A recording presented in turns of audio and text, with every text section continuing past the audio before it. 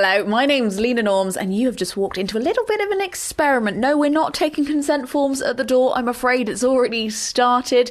I was just thinking recently about how I love a good ironic "the end of the world is nigh" meme. Yes, it would seem from some news outlets that the world is on fire. And while I have taken it upon myself to be the studious social media goblin who's like, that over there looks a bit shit, there are actually people out there shoveling the shit and actually kind of smashing it, doing a kind of good job of it. And sometimes I think because we've evolved in a very poor way, not only to say that we don't have any fur, these are supposed to be our killing teeth, and we haven't been able to think of a better way to make cheese than go like this to a cow. One of our other great evolutionary failings is negative bias. It's part of our cognitive makeup, it's part of our DNA. We like to focus on the negative. But I also worry that we also feel like pointing out the positives in any way, observing them, is somehow disrespecting the negatives, is somehow diminishing the negatives. I actually think it's the other way around. If we only hear about things that are getting worse and we never hear about the things that are getting better, the less likely we are to act on the bad stuff, because we're like, things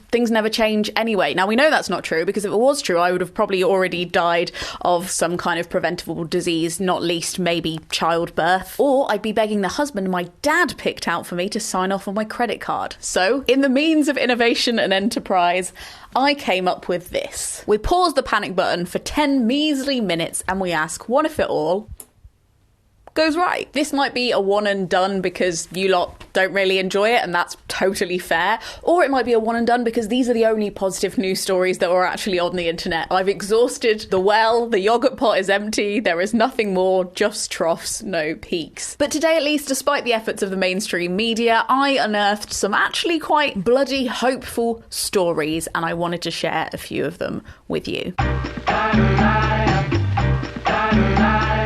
It's been reported that finally in the UK, dads are staying where they belong, in the kitchen. The number of stay-at-home dads has absolutely cartwheeled up by a whole third. That is 1 in 9 stay-at-home fathers right now, compared to 1 in 14 stay-at-home fathers in 2019, partly attributed to the pandemic, but I would also like to give a shout out to the women who are making passive-aggressive emotional labour memes on Instagram. In no small part, I think it is down to those. I salute the saltiness. It seems to have worked. However shoddy and low the bar is, the Fatherhood Institute reported that the average time a man spends looking after his own children per day has increased by 18% since 2015, which is, guess how many minutes? 55 minutes a day, up from 47. But it's not nothing. Don't take this away from us. Don't set the bar so low. Missing in the stats are couples that don't conform to a heteronormative gender binary, and I would love to see those stats in future. And I think also maybe I would like to ask some questions about the cost of living crisis, the astronomical price of childcare compared to the average wages in the UK. But it seems that it is not only women who are shouldering that delight or burden, I imagine, depending on the hour. And for that, I'm clinging to some hope. So shoot me. The ozone layer, perhaps the first environmental thing I ever learned as a child when I was in primary school about the ozone layer and what it was. The ozone layer is in her boss phase. She's healing, she's thriving, and despite our best efforts, she is on course to be completely healed by 2040 if we behave ourselves. What? Things have been on the up since, surprisingly, some governments did listen in the 1989 Montreal Protocol thing, where they all decided we should probably not do that to the ozone layer and started restricting the use of CFCs in the atmosphere. Brilliant. Love that. Love that for us. Who's got a star chart? That is incredible. Perhaps one day when somebody says greenhouse, I won't think of this. I'll be able to think of this. Obviously, the atmosphere still needs a lot of protecting, and there are a lot more meetings to happen. But it's an example, at least, that if we don't shirk off, it's only our own time we're wasting, as my maths teacher used to say, and God, never was a true word spoken, and we actually get down to brass tacks. Nature can be a forgiving beast, a vexed but patient woman, and for that, We thank you. In the UK, from October onwards, single-use plastic in things like plastic cutlery, plastic plates, takeaway boxes, that kind of thing is going to be banned. No more. Stop it. I have watched some interesting videos from Jessica, which I'll leave up here, where she talks about the impact of completely banning plastic straws when it comes to being a disabled person. And I think it's really worth a watch. I'm not sure what the impact of that would be for this, but I'm very much in favour of only making them available for the people who genuinely need them, and the rest of us all becoming a little bit more Boy Scout about it and packing whatever we need on our person. It's the era of bum bags, it's the era of rucksacks. Gone are the tiny little purses because can't keep a keep cup in a clutch bag. Just saying. Feels like the beginning of an era, or maybe like the time when they banned smoking in pubs. Times they are a-changing, and I'm excited about it. Subjective good news coming up. Prince Harry's book, Spare, has become the fastest-selling non-fiction book of all time. It's broken Guinness World Records. It sold a whopping 1.43 copies on its first day. And if you'd like a roundup of why I actually think that might be a very, very good thing, here's the video I made about that earlier. But frankly, even if Harry is a bit imperfect, not our saviour, not our new king, if the people who are buying this book actually read it and don't just leave it on their shelves, it could be a big moment in our move away as the UK from an automatic deference to this horrific system and potentially loosening the chokehold that Rupert Murdoch has on the general public. Because the book isn't just about Harry and what the bad things that have happened to Harry. It's a very fervent and evidence-based attack on the way the media operates within the UK. The unexpected knock-on effect of not having them run our voting system, regardless of what happens to the royal family going forward. Wow, that would really give me something to drink about, or maybe something to stop drinking about, who can say? Veganuary 2023. Oh, it's going well. Now, I'm somebody who has definitely been wrong about veganism in the past, and if you'd like to watch my videos about that, I'll leave them below. But safe to say, I think a general move towards a plant-based diet can only be a good thing for our tummies and our future fun times, especially Christmas. Nothing really ruins Christmas like not having a planet to celebrate Christmas on. Since the launch of the vegan sausage roll in 2019, which made like £1 billion, I think, when it first came out, or something mad like that. Veganuary and the quest for people to try veganism every January, even if they don't stick with it 100% throughout the year, but it gives them an idea of how they could cut down throughout the rest of their lives, is going from strength to strength. It keeps breaking records every year.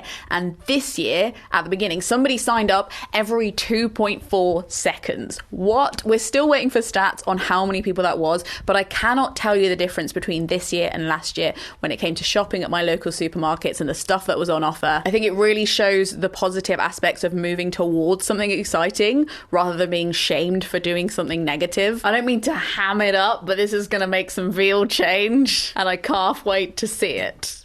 On your own, Lena. We're suing Rishi Sunak. Well, at least Friends of the Earth are, and you can join them if you want. The man who most definitely deserved coal in his stocking this year, multi-million billion trillionaire Rishi Sunak, also known as barely elected dictator of the UK, signed off an unhinged deal to open a new coal mine in Cumbria. I cannot even start to explain how wild this decision is in context, so I'll leave the links below. But safe to say, Friends of the Earth has said they will be taking him to court because the government have failed to meet the requirements necessary to consider the environmental impact it will have on the planet. And when I say the planet, I literally just mean the floor. I think the word planet has started losing its effectiveness in our head. I'm like, the floor, the thing we stand on, the earth, he's going to make the floor lava. And that was a fun game when I was 5. I do not want to be playing that game at 45. No, thank you, Rishi. So it takes all my pleasure to say,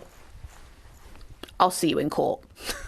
The New Year's Eve fireworks were cancelled in Scarborough due to a walrus taking a break in the harbour. Softy and council leader Steve Siddons took the decision to say, sorry folks, next year there is a walrus called Thor who has taken a break from his swim up north in our harbour, and we couldn't possibly put any gunpowder in the sky to scare him because his welfare is more important than our party. Oh, it's so wholesome, and I don't know if I'm melted by it because it is genuinely wholesome or because I'm so starved of any kind of stories where we put walruses before humans that I'm just easily swayed. However, I do think it says something really interesting about, on a local scale, people being happy to put animal welfare before arbitrary celebrations that can be celebrated anyway, and how traditions can be malleable depending on the circumstance and the emotional investment. Love that for you, Thor. Hope you're doing okay. And finally, bookshops are back. They never left. But while a lot of high street industries are struggling at the moment, near me there are a lot of empty shops in the region I live in. Some of the town centres are looking pretty sad. The noble independent bookshops, emphasis on the independent ones, are completely bucking that trend, and the Booksellers Association said that the number of independent shops that have opened and that they represent has gone up yet again for the 6th consecutive year. There are now 1,072 independent bookshops in the UK, which is a 10-year all-time high, and I'm just high off the thought of it. I certainly remember sitting in lockdown and thinking about all of the lovely independent bookshops I visited on holidays and ones from where I used to live that I really genuinely worried would shut down, and realised how upset I would be if they did, and got on the blower, ordered some books from them straight away. And it seems like a lot of other people felt that way too. All we can hope for is that we can regulate the rent prices to make sure those bookshops stay open. But safe to say, this little bookworm